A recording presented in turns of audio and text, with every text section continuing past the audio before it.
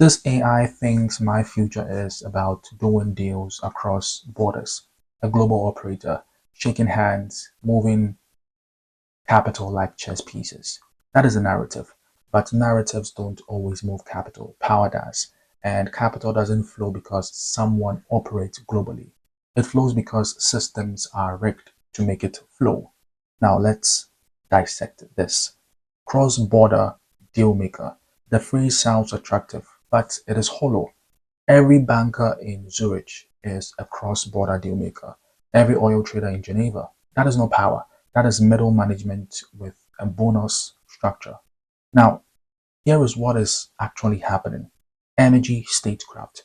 It is not about buying oil fields or solar farms. It is about who dictates corridors, who decides whether a pipeline feeds an ally or adversary. Crewon isn't an operator, it is a statecraft engine. Private credit sovereignty. Billionaires isn't handing out loans, it is creating capital choke point. If you control debt in, say, emerging economies, you don't just collect interest, you collect obedience. Defense and space capital.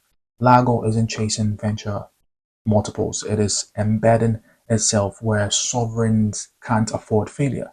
Sentinel Predict is a capital play, not a software. Why? Because whoever guarantees reliability in defense wins the treasury. So here is my forecast. Again, by 2027, the phrase cross-border will mean nothing. The real game is capital corridors, route of money tied to state alliances. By 2028, sovereign wealth funds won't be passive investors.